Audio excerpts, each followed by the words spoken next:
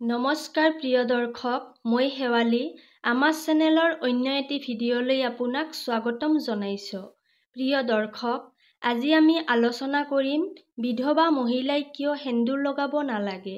মহিলাৰ বাবে সেন্দুৰ কেৱল অলংকাৰৰ প্ৰকাৰ নহয়, ইয়াৰ গভীৰ সামাজিক আৰু পাৰিবাৰিক তাৎপৰ্য আছে। উচ্চতম ন্যায়ালয়ে এক সিদ্ধান্তত কয় যে স্বামীৰ পৰা পৃথকে বসবাস কৰা এগৰাকী মহিলাই সেন্দুৰৰ সহায়ত গোটেই জীৱন কটাব পাৰে। এই সিদ্ধান্তত উল্লেখ কৰা হৈছে যে হিন্দু ধৰ্মত সেন্দুৰৰ মহত্ব আছে আৰু সমাজে ইয়াক এই দৃষ্টিৰেই চায়।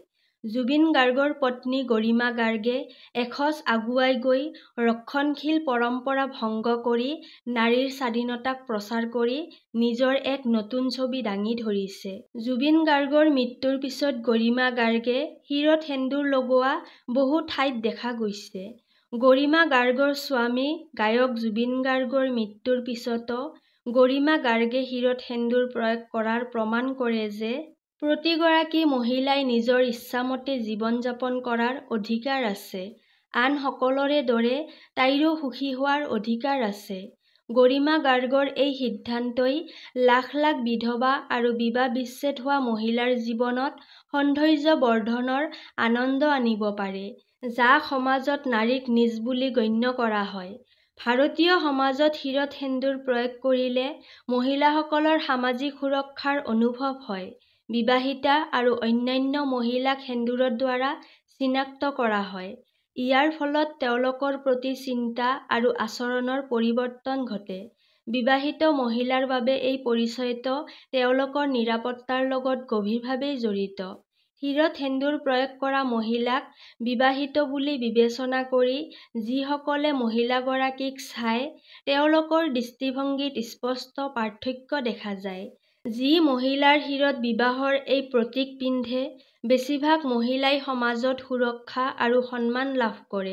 বিবাহ বিচ্ছেদ আৰু বিধৱা মহিলাসকলে কেৱল ঘৰতেই নহয়, বাহিৰতো বহুত অসুবিধা আৰু সমস্যাৰ সন্মুখীন হ'ব লগা হয়।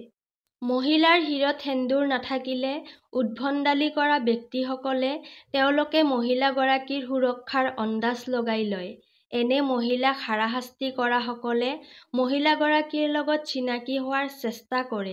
এনে মহিলাই যিমানে পলাবলৈ চেষ্টা নকৰক কিয়, সেই চকুৰ চাৱনিবোৰে তেওঁলোকক খেদি ফুৰে। এই ধৰণৰ মহিলাক সহানুভূতি দেখুৱাই বা যৌন অনুগ্ৰহৰ অজুহাত দেখুৱাই নিজৰ সান্নিধ্য লাভৰ চেষ্টা কৰে। বিধৱা আৰু বিবাহ বিচ্ছেদ হোৱা মহিলাসকলেও কৰ্মক্ষেত্ৰত একেধৰণৰ হাৰাশাস্তিৰ সন্মুখীন হ'ব লগা হয়। তেওঁলোকৰ সহকৰ্মীসকলে তেওঁলোকৰ বিষয়ে পিঠিৰ আঁৰত জঘন্য মন্তব্য দিবলৈ কুণ্ঠাবোধ নকৰে আৰু সুযোগ আহিলে তেওঁলোকৰ সন্মুখত এনে মন্তব্য পাছ কৰি দিয়ে, যিবোৰ তেওঁলোকে নিজৰ পৰিয়ালৰ সদস্যৰ সন্মুখত বা ছোৱালীৰ সন্মুখত ক'ব নোৱাৰে। এনে পৰিস্থিতিত ঘৰ এৰি কামলৈ যোৱা মহিলাসকলৰ বাবে সেন্দুৰ এক বৃহৎ সহায়ক হৈ পৰে। সেন্দুৰৰ জৰিয়তে স্বামীৰ উপস্থিতিয়ে তেওঁলোকক দৈনিক সন্মুখীন হোৱা হাৰাশাস্তিৰ পৰা ৰক্ষা কৰে।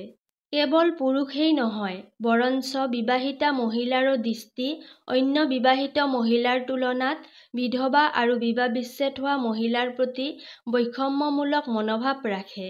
সাধাৰণতে বিধৱা মহিলাক কোনো পৰিয়ালৰ অনুষ্ঠানলৈ নিমন্ত্ৰণ কৰা নহয়। নিমন্ত্ৰণ কৰিলেও তেওঁলোকৰ লগত কেনেধৰণৰ ব্যৱহাৰ কৰা হ'ব সেই বিষয়ে তেওঁলোকৰ পূৰ্ব ধাৰণা থাকে।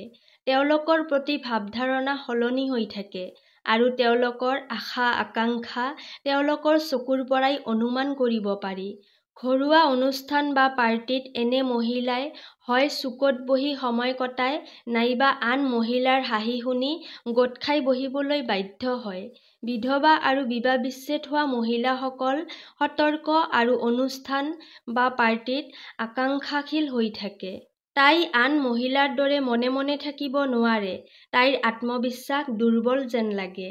গৰিমা গাৰ্গে শিৰত সেন্দুৰ প্ৰয়োগ কৰি মহিলাসকলক এই আত্মবিশ্বাসক শক্তিশালী কৰাৰ বাবে কাম কৰিছে।